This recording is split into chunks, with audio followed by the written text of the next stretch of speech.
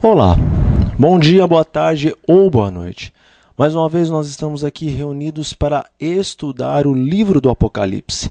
E hoje nós estudaremos o capítulo 1 de Apocalipse, os versículos 11, 12 e 13. E a palavra de Deus nos diz o seguinte: Apocalipse, capítulo 1, versículos 11, 12 e 13. Dizendo: O que vês, escreve em livro e manda às 7 igrejas: Éfeso, Esmirna, Pérgamo, Tiatira, Sardes, Filadélfia e Laodiceia. Voltei-me para ver quem falava comigo, e voltando vi 7 candeeiros de ouro. E, no meio dos candeeiros, um semelhante a filho de homem, com vestes talares e cingido à altura do peito com uma cinta de ouro. No estudo anterior, nós estávamos vendo que João teve a sua primeira visão com relação às profecias do livro do Apocalipse. E nessa primeira visão disse o apóstolo e o profeta João que ele escutou por detrás dele uma forte voz que era semelhante a trombetas. Agora no versículo 11 nós começamos a ler o que esta voz disse a João. Esta voz disse que tudo quanto João visse, ele devia registrar, ou ele devia escrever em livro, e devia enviar às 7 igrejas que ficavam no tempo de João, na Ásia Menor. João, então, estava recebendo uma voz deste alguém que estava por detrás dele falando. João tinha naquele momento uma decisão a tomar, porque ele estava recebendo uma missão do Todo-Poderoso. Sim, João ainda estava de costas, mas a voz fez essa sugestão para ele que tudo quanto fosse para ele revelado em visão, ele deveria escrever em livro e enviar a essas 7 igrejas que ficavam na Ásia Menor. Todavia, João nem fazia consciência da verdadeira profundidade da missão que aquela voz, que aquela pessoa estava dando a ele. Ele não fazia ideia de que estas cartas ou estes livros que juntos formam o livro do Apocalipse teriam em todos os períodos da história da Terra.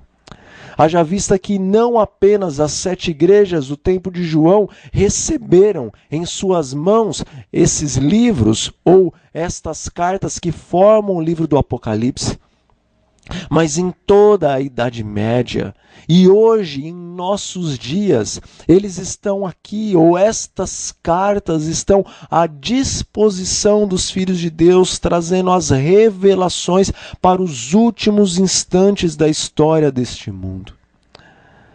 João estava recebendo um chamado divino, mas ele poderia permanecer com as suas costas viradas, ou ele então podia se voltar, se virar para ver de quem era esta voz.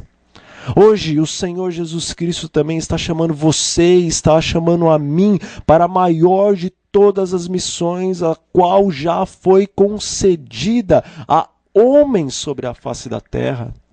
Hoje Jesus está nos chamando para dar um clamor e um alto clamor ao mundo da verdade que se encontra revelada no livro do Apocalipse. Verdades que mudarão a vida de dezenas, centenas, milhares e milhões de pessoas neste Brasil e em todo o mundo.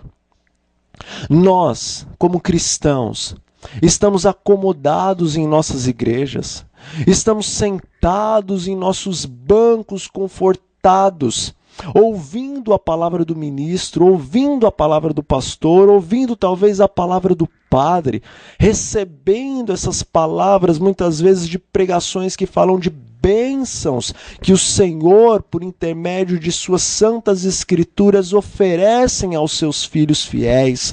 Ouvimos essas palavras, ficamos contentes com que os pastores e com que os padres, enfim, com que as pessoas que estão nos púlpitos nos falam. Voltamos para as nossas casas felizes e sorridentes, dizendo: somos filhos de Deus, estamos salvos pela graça do Senhor Jesus Cristo. Aleluia, amém.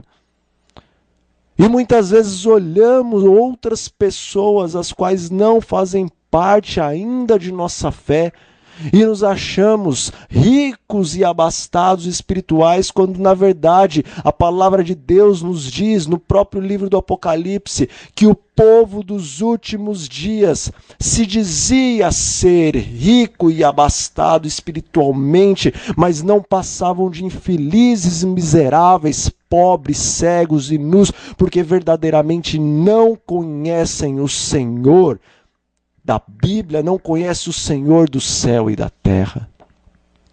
O que você está fazendo, o que eu estou fazendo, nós estamos aceitando verdadeiramente o chamado do Senhor? Ou achamos que nós somos descendentes de Abraão, que nós somos merecedores das bênçãos as quais foram por Deus concedidas a Abraão e que passariam de geração em geração, não apenas aos seus descendentes de sangue, mas aos seus descendentes da fé, que é o seu caso e o meu caso. Nós somos descendentes da fé de Abraão. Há a letra de um hino que diz o seguinte: a missão é importante e a tarefa é estafante, mas eu não posso dela me esconder. Sim, Cristo, conta comigo agora. Conta comigo agora. Eis-me aqui, meu Salvador. Eu estou ao teu dispor. Conta comigo já. João, ele não permaneceu indiferente àquela voz que falava com ele, dando a ele esta incrível missão que nem ele mesmo naquele momento fazia ou tinha consciência de sua grandiosidade. Mas João se virou para ver quem falava com ele. João estava aceitando a missão daquela poderosa voz que estava falando por detrás dele. Nós lemos que ao João se voltar para ver quem falava com ele, ele viu então 7 candeeiros de ouro. 7 é um número que representa a perfeição de Deus em toda a Bíblia. De Gênesis até o Apocalipse, no Antigo e no Novo Testamento, nós vamos encontrar isto, que o 7 representa a perfeição de Deus. Todavia, o 7 representa mais coisas. E no livro do Apocalipse, até o último capítulo, nós entenderemos um pouco mais sobre os mistérios que envolvem o número 7 nas Escrituras bíblicas. O 7 não apenas é o número que revela a perfeição de Deus, mas o 7 também revela o ciclo ou os ciclos perfeitos de tempo que o Senhor Deus estabelece para o mundo e também para o universo. A palavra de Deus nos revela no livro de Gênesis que a terra foi criada em 7 dias. Sim, este planeta com todas as coisas que nele existem, quer animadas ou inanimadas, foram em 7 dias literais criados. Diferente do que a ciência diz, que tudo foi, na verdade, com base de uma evolução que durou milhares e milhões de anos até chegar no que nós temos hoje. A palavra de Deus refuta essa afirmativa científica e ela diz categoricamente que o Deus infinito e todo-poderoso, aquele que diz e todas as coisas do nada aparecem, ele levou apenas 7 dias literais para criar o mundo e todas as coisas que existem no mundo. O 7 também foi escolhido por Deus para ser o ciclo perfeito de tempo na semana que nós temos, de domingo até sábado, primeiro dia até sétimo dia. Mas o 7 ele foi usado também em diversas outras coisas. Por exemplo, 7 anos é o ciclo perfeito de tempo na Bíblia para a utilização da terra com relação à agricultura. O Senhor também estabeleceu que Israel, seu povo, após ter pecado, transgredido os mandamentos de Deus e entrado em adultério espiritual com outras nações e ídolos pagãos, 70 foi o número de anos que o seu povo ficou cativo na cidade de Babilônia. Portanto, o 7 sempre representa não apenas a perfeição de Deus, mas um ciclo de tempo perfeito que o Senhor Deus cria para esta terra, e vamos perceber em toda a palavra de Deus, em especial no livro do Apocalipse, também para o seu universo perfeito. Contudo, não será nesse estudo que nós explicaremos o que estes 7 candeeiros ou qual é este ciclo perfeito de tempo que os 7 candeeiros nos revelam. Mas ainda no capítulo 1, mas nos estudos que virão a seguir, nós entenderemos qual é este ciclo perfeito de tempo. Bom, João diz que no meio dos candeeiros estava uma imagem, um ser que parecia filho de homem. Parecia homem, mas na verdade tinha algo diferente, algo especial que João talvez nunca havia visto, pois João nasceu nessa terra após 4.000 anos de pecado. João não conheceu como é a forma perfeita do homem quando saiu das mãos do Deus Criador e Todo-Poderoso. Certamente Adão e Eva eram as coisas mais maravilhosas que já existiram sobre a face da terra.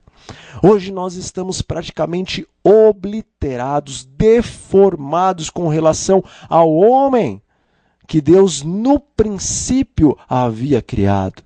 Mas um dia, quando aquele que é infinito em poder se manifestar em toda a sua glória, em todo o seu poder, ele fará com que isto que é corruptível se revista de incorruptibilidade, e nós teremos não apenas uma mente, mas um corpo semelhante ao corpo glorioso do nosso Deus. Mas João então viu que no meio daqueles candeeiros havia um ser deslumbrante, semelhante a filho de homem. Nos evangelhos e também nas cartas do Novo Testamento, nós vemos que filho do homem é uma expressão muito usada por Jesus e também por seus discípulos para descrever o próprio Cristo. Jesus gostava de referir-se muito a si mesmo como o Filho do Homem. Sim, o Filho de Homem. E por que Jesus gostava de usar tanto esta palavra para descrever a si mesmo, Filho de Homem? Porque Jesus não apenas é o Deus Todo-Poderoso, aquele que falou e todas as coisas se formaram. Mas Jesus também, além de ser o Verbo, ele se fez carne e habitou entre nós. Jesus Cristo, Deus infinito, ele transformou-se também em homem, ele transformou-se também em carne e habitou entre os seres humanos para que ele pudesse então completar a obra da salvação do homem. O Senhor Jesus Cristo, em um só ser, encontra-se ou é a divindade e a humanidade. Jesus é 100% Deus e Jesus é 100% homem. Isto é um mistério da salvação, o qual nós vamos compreender mais profundamente quando nós estivermos na glória, diante da presença do nosso Deus. Mas a verdade é que o Verbo se fez carne e habitou entre nós. Hoje o Senhor Jesus Cristo é onisciente, onipresente, onipotente, e Ele também é carne, é matéria, em um só ser. E foi esse ser belíssimo e glorioso, o qual assemelhava-se a filho de homem, a filho do homem, o qual João viu no meio daqueles candeeiros. Bom, o que você faria? O que eu faria? Se nós soubéssemos que há uma pessoa no mundo, que está terrivelmente doente, que ela precisa de uma transfusão de rins. Ela precisa de um novo rim. E se ela não receber essa transfusão, se ela não receber este novo rim, ela morrerá. Ela perderá para sempre a sua vida. O que você, o que eu, o que nós faríamos se soubéssemos que o único doador compatível a esta pessoa é você? Ou talvez eu. Será que nós doaríamos o nosso rim ou um dos nossos rins para que essa pessoa pudesse continuar a viver? Ou será que nós permaneceremos indiferentes e talvez medrosos de fazer essa transfusão, de fazer essa doação de um de nossos órgãos vitais? Bom, mas eu vou complicar ainda mais a questão. E se porventura essa pessoa que estivesse necessitada da doação desse rim, que somente você poderia doar, porque somente você é um doador compatível, o que você faria se essa pessoa tivesse prendido você? O que você faria se essa pessoa tivesse esbofeteado a sua face e também cuspido nela? O que você faria se essa pessoa não apenas tivesse batido e cuspido em sua face, mas tivesse tecido uma coroa de espinhos e colocado sobre sua cabeça, e o sangue agora escorresse o seu rosto e também a sua barba? E em risadas mofadoras, escarnecedoras, ela estivesse humilhando você para uma multidão de homens e de mulheres e de crianças que estavam vendo esta cena a qual ela estava fazendo com você.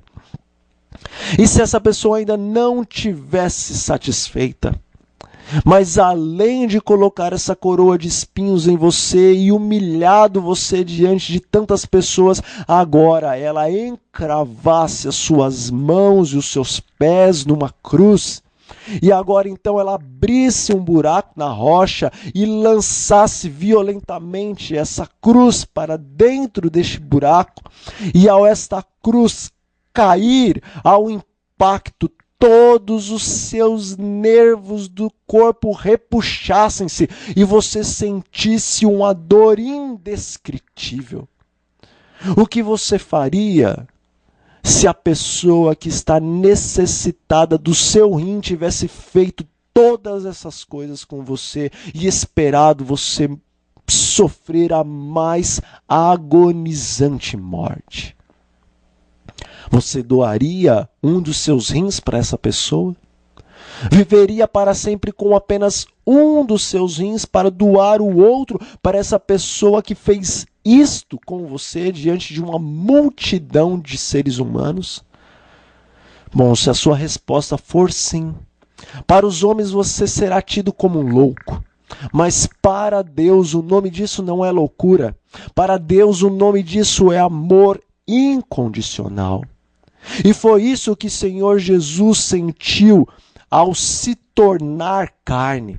Foi isso que o Senhor Jesus sentiu a transformar-se também em ser humano para salvar a você e para salvar a mim.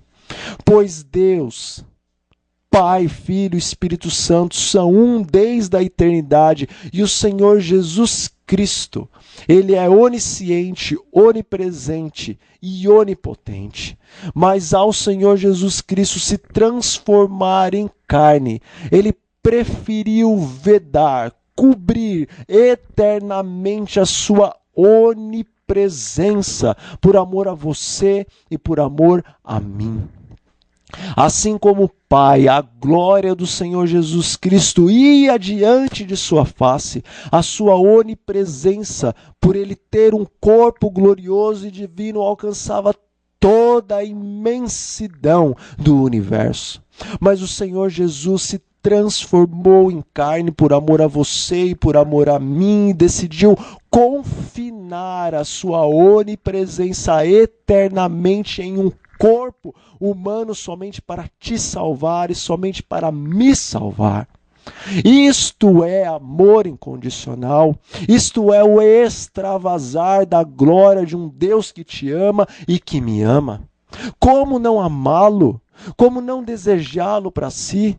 Como não atender ao seu chamado? Como não divulgar a sua palavra para milhares e milhões de almas que estão a perecer em nossos dias? Deus está te chamando, Deus está me chamando para uma obra primeiramente pessoal e depois uma obra missionária. Deus nos conclama a sermos verdadeiramente cristãos e cristãs para podermos dar a última mensagem de advertência a este mundo. Lemos que o Senhor estava vestido com vestes talares. Bom, quando nós lemos o relato da queda do homem no livro de Gênesis, nós vemos que ao Adão e Eva pecarem, eles compreenderam que eles estavam nus. É como se eles perdessem a veste gloriosa que os cobria, pois a palavra de Deus nos diz que todos nós carecemos da glória de Deus. E isso pelo fato de que perdemos essa glória ao pecarmos, ou aos nossos pais pecarem, primeiramente no jardim do Éden. Ao transgredirem as ordens de Deus, Adão e Eva viram que estavam nus. Então, desesperadamente, agora para esconder a sua nudez, eles arrancaram folhas de figueiro e teceram para si, fizeram ali aventais com folhas de figueira para cobrir a nudez deles. Para tentar cobrir os efeitos do pecado em sua vida. Mas, meus queridos, a justiça própria não vale nada para Deus. Adão e Eva, ao pecarem, perceberem que as suas vestes de justiça, a qual Deus havia lhes concedido quando os criou perfeito, quando eles perceberam que essa veste de justiça lhes foi retirado, eles tentaram pelas suas obras fazerem justiça para si mesmos. Quantos de nós achamos porque temos a Bíblia, porque nos batizamos, somos justos aos olhos de Deus, dizemos que somos bons? Quantos de nós falamos que não matamos ninguém, não roubamos ninguém, não desejamos o mal e por causa disso o Senhor nos levará para o céu? Isso não é salvação pela fé, isso é salvação pelas obras. Quantos de nós achamos porque somos cristãos ou pelo fato de que estamos com os nossos nomes registrados em uma igreja ou porque fomos batizados, agora somos bons demais e vamos para o céu porque somos filhos de Deus? Não somos bons. E as nossas obras nunca nos salvarão, porque desde Gênesis Deus mostra que as obras do homem, a justiça do homem são como trapos de imundícia. A palavra de Deus nos diz no livro de Gênesis que animais foram mortos e o Senhor fez roupas com peles de animais para cobrir a nudez de Adão e para cobrir a nudez de Eva, mostrando assim que a justiça própria do homem não pode esconder a sua nudez, ou seja, não pode esconder o seu pecado, mas somente as vestes que o Senhor prepara para nós pode verdadeiramente esconder o pecado, o qual nos macula e não permite que tenhamos entrada nos céus, onde a glória do Senhor Deus Todo-Poderoso se manifesta. Jesus é a nossa justiça. E a palavra de Deus, nos versículos que lemos, diz que Jesus estava vestido com vestes talares. Vestes talares são vestes que chegam até o calcanhar. Ou seja, Jesus estava diante de João mostrando a sua justiça perfeita, muito diferente de Adão e Eva quando caíram em pecado. O Senhor Jesus Cristo, ele veio a esta terra como homem, mas ele era passível de pecar. Sim, porque a palavra de Deus nos diz que em todas as coisas ele foi tentado. Sim, semelhantemente a Adão, semelhantemente a Eva, semelhantemente aos antigos, semelhantemente a você e a mim, que somos tentados e caímos em pecado. O Senhor Jesus foi tentado em todas as coisas, mas ele não pecou. Por isso a sua justiça é perfeita e ele pode compartilhar essa perfeita justiça com todos aqueles que humildemente se achegam a ele, pedindo que os cubra com a sua perfeita justiça. Bom, mas talvez algum dia possa ter passado por você essa ideia. E se Jesus tivesse pecado, o que aconteceria? Já parou para pensar nisso? Nós somos salvos pela fé. Nós somos salvos pela graça mediante a fé nas obras e na justiça de Cristo.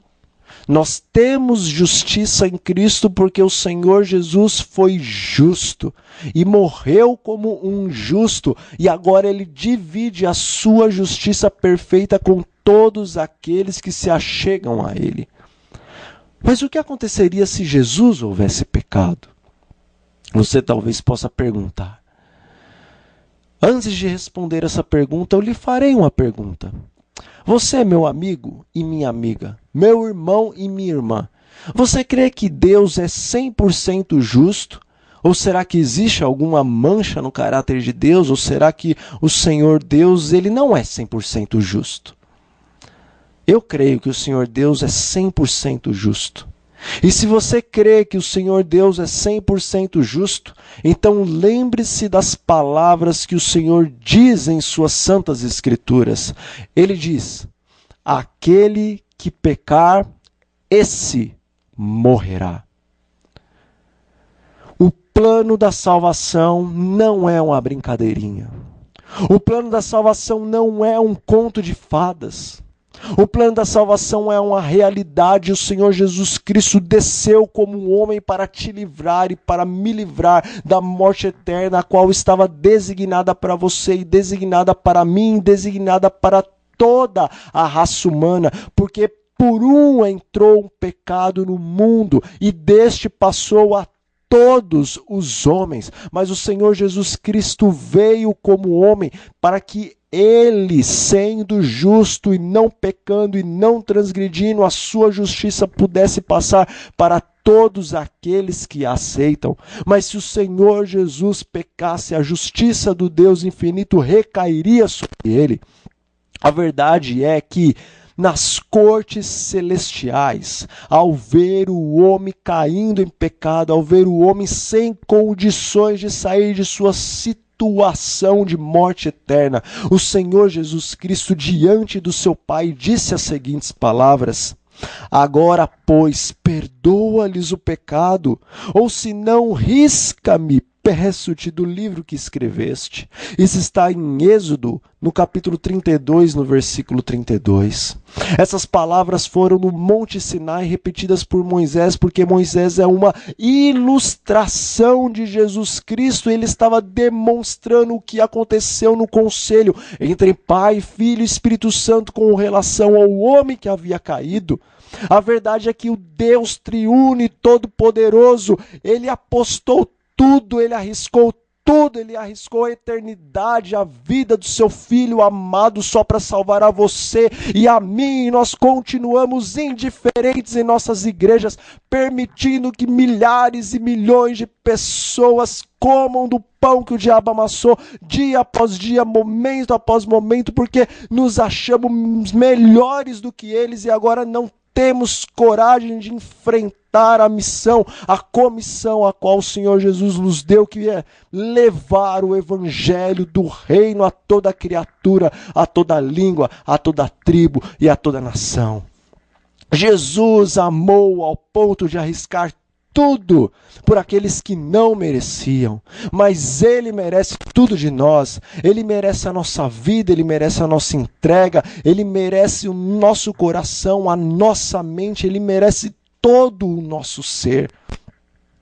Ele não poupou a sua eternidade. Você poupará a sua comodidade, o seu conforto. Dê a sua vida a Cristo, tome uma decisão de ser um discípulo de Cristo. Entregue-se nas mãos do nosso Deus e Salvador Jesus Cristo. E não fique com medo de ter uma vida talvez regrada, cheia de nãos e cheia de não pode, porque o Senhor Jesus Cristo nos disse que Ele veio para nos dar vida, e nos dar vida em abundância, e é isso que Ele quer dar para você, e é isso que Ele quer dar para mim, é vida em abundância, não apenas nesta terra, mas principalmente no local o qual Ele foi preparar. Lugar esse que a palavra de Deus nos diz que os olhos não viram, os ouvidos não ouviram, a mente do homem, o coração do homem é limitado demais para compreender a glória e a beleza dos palácios, das mansões eternas, do reino eterno que o Senhor Jesus tem preparado para você e para mim. Bom, na visão que João teve, o Filho do Homem não apenas estava vestido com vestes talares, não apenas estava vestido com a perfeita justiça, mas João nos diz que à altura de seu peito havia uma faixa de ouro. Sim, o peito ou a caixa torácica é onde fica o coração. E isto é uma ilustração, pois João estava querendo falar com relação, ou estava querendo ilustrar algo relativo ao coração do Senhor Jesus Cristo. O peito ou coração do Senhor Jesus Cristo estava envolto, estava cingido, estava coroado por uma faixa de ouro. Na palavra de Deus nós vemos que o ouro para o Senhor Deus é o metal mais precioso e na verdade para os homens o ouro ainda hoje é o metal mais precioso que existe.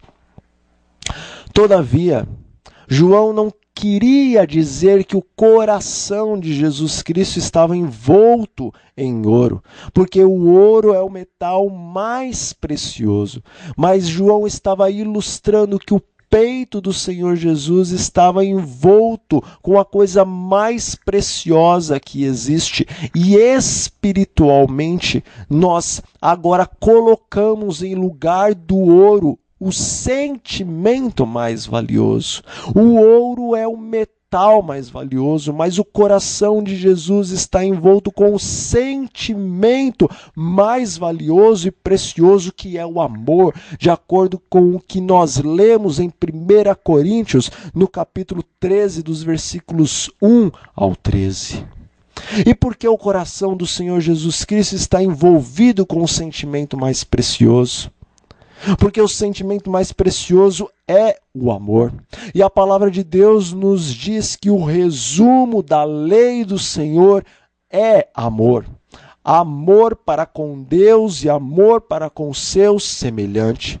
O Senhor Jesus, quando esteve aqui na terra, tinha em seu coração o amor, porque ele cumpria a lei de Deus, porque ele guardava os mandamentos de seu Pai. E por conta disso ele amava, porque o resumo da lei, segundo as Escrituras, é o amor. Este é o resumo da lei, logo a complexidade, a integridade do amor são todos os 10 mandamentos do Pai. O coração de Cristo estava envolvido com amor, porque a lei do Senhor estava inscrita em seu coração. Portanto, meu amigo e minha amiga, não lance a lei de Deus a pés e pise, como está escrito em Daniel no capítulo 7, no versículo 25. A lei do Senhor Deus é uma lei de amor e não pode haver amor sem lei, pois os primeiros mandamentos nos falam a respeito do amor por Deus e os 6 últimos mandamentos nos falam a respeito do amor pelo próximo, e você não pode querer remover algum dos mandamentos somente para dizer ironicamente e de maneira rebelde que o resumo da lei é o amor, e pelo fato de saber que o resumo da lei é o amor, agora você ama a Deus e você ama ao próximo sem saber qual é a integridade da lei. Oh, meu amigo e minha amiga, você sabe o que é amar a Deus sobre todas as coisas e você sabe o que é amar o próximo como a si mesmo? Leia a lei e a lei vai te dizer como você ama a Deus sobre todas as coisas e como você ama o seu próximo como a si mesmo. Se você tirar um dos mandamentos com relação ao amor a Deus e um dos mandamentos com relação ao amor do próximo, então o seu amor por Deus e o seu amor por próximo são incompletos. Jesus guardava todos os mandamentos do Pai, por isso seu amor era completo e por isso seu coração estava envolvido com o amor perfeito de Deus. Que o amor perfeito de Deus seja inscrito também em seu e em meu coração. E nesse momento eu convido você a inclinar a sua cabeça ou a fechar os seus olhos para nós fazermos uma oração ao nosso Deus, entregando as nossas vidas nas mãos do Altíssimo. Oremos.